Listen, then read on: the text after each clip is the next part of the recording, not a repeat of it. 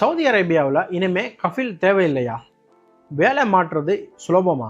இந்த கேள்வி தான் இப்போ எல்லாருமே கேட்குறாங்க. மொபைலில் சோசியல் மீடியா ஓப்பன் பண்ணாவே கஃபாலா முறையை நீக்கிட்டாங்க, இப்போ வேலை மாறுறது சுலபம் அப்படிங்கிற மாதிரி தான் வீடியோக்கள் அனைத்தும் வந்த மனமாக இருக்கு. ஆனால் முழு உண்மை அதுதானா?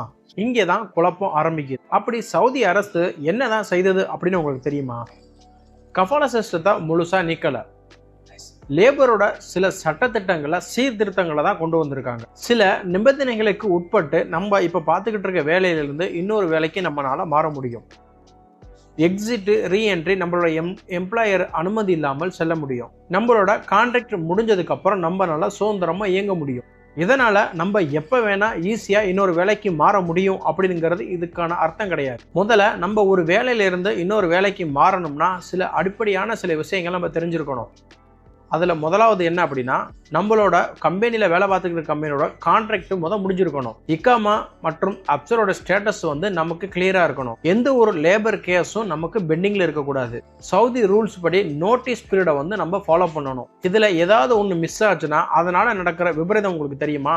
நம்மளோட வேலை மாற்றத்தை தடை செய்யப்படலாம், லீகலாக ஏதாவது நம்ம மேலே கேஸ் கொண்டு வரலாம், இல்லை நம்ம ஊருக்கு போகிறதே தடை செய்யப்படலாம். இங்கே பல பேர் செய்கிற தவறே தேவையில்லாமல் ஃபார்வர்டு மெசேஜில் வர்ற வாட்ஸ்அப் மெசேஜையோ யூடியூப்பில் சில பேர் போடுற வீடியோவை பார்த்து முழுமையாக நம்பி அதனால் எடுக்கிற சில முடிவுகள் தான் முக்கிய காரணமாக இருக்குது. சவுதி அரேபியாவில் சட்டத்திட்டங்களை முழுமையாக தெரிஞ்சுக்கிறவங்க அதில் இருந்து ஈஸியாக தப்பிச்சுக்கிறாங்க. சட்டம் தெரியாதவங்க தான் சில சமயங்களில் இந்த மாதிரி சிக்கலில் மாட்டிக்கிறாங்க. உண்மையை சொல்ல போனால் சவுதி இப்போ அதிகப்படியான சட்டத்திட்டங்களை கொண்டு வந்து இப்போ இருக்கிற தொழிலாளர்களுக்கு பாதுகாப்பான முறையை தான் கொண்டு வந்துக்கிட்டு இருக்காங்க.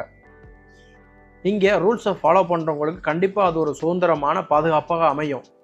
ரூல்ஸு தெரியாதவங்களுக்கு கண்டிப்பாக அது ஒரு சிறைச்சாலை மாதிரி தான் ஃபீல் பண்ணுவாங்க. இந்த விஷயங்கள்லாம் பல பேருக்கு தெரியாமல் சில பேர் வேலை இழந்திருக்காங்க, சில பேர் இங்கேருந்து ரிசைன் பண்ணி நம்ம நாட்டுக்கு போயிடும்னு திரும்பியும் போயிருக்காங்க.